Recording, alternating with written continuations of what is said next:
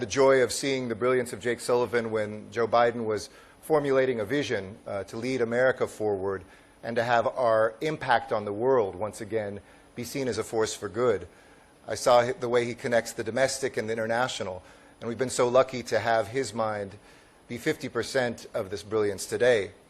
And Ajit Doval, a village boy from Uttarakhand who now has not become only a national treasure but an international treasure, who has had the same vision to come together and say, what can we do to change the course of this century, to quote National Security Advisor Sullivan, to take us forward. We're not just here to do small things. We're here to do big things, do things that change the course of history, and for the United States and India to just maybe be the co-authors of this next phase that the world faces, its challenges, but also its opportunities. So, you know, the 6 most feared words for any speaker is, of course, you get to close the program. So here I am as the last speaker. But I am also honored to follow these 3 men and to see the work that you are all doing. Because I think it's clear that governments can't do this work alone. And the vision of ISET, which is a great sounding name if you're into technology, but I always like translating it into very human terms because I know the humanity up here and the humanity out there. That essentially we have a decision and a crossroads to make. Will we have technology that connects people, technology that protects people, technology that can help heal people? Because at the end of the day, that's really what technology is about. I've heard our president speak about this and this moment where we have to win that future together. And we were just with the Prime Minister, and the first thing he brought up was also this connection between democratic values and technology.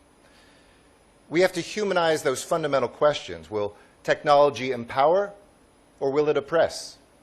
Will technology help bring us together or keep us isolated or even worse, apart? Will technology help us become healthier or will technology be a force to make us less healthy? These are the fundamental questions not just of ISET, but in many ways of our age today. And when I look at the foundation between the United States and India, it is so strong. It is so clear that Indians love Americans and Americans love Indians. We have a genuine and natural warmth, values that we share, and an experience where it's very personal, the people that we know and the work that we've done together.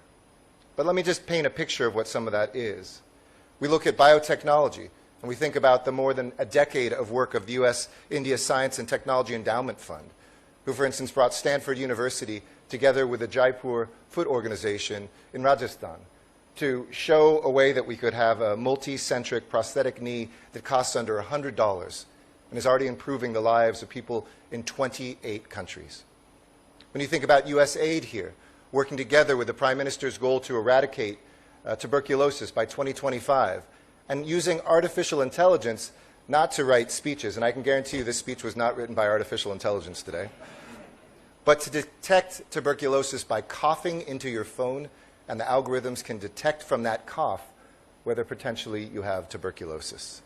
When I look at the digital payments and financial tech, that India has leapfrogged the world to take the Tiwala who is in a village and now she gets a payment from a phone, make sure that she gets direct payments from the government, 100% of each one of those rupees. Or our National Renewable Energy Laboratory that was just here talking to states and local governments about the way we can use supercomputer power to run the simulations we need to make sure we can have 100% carbon-free power that is reliable and affordable. This is what this is about. Not just categories of work, but technology that protects, technology that connects, and technology that heals. You see, technology without values is meaningless. And values without technology is powerless. What ISET is doing is bringing those 2 things together. I recently had a dinner with a bunch of multi-faith leaders here in India. We had Hindu and Sikh and Jain and Muslim and Christian leaders, Buddhist leaders.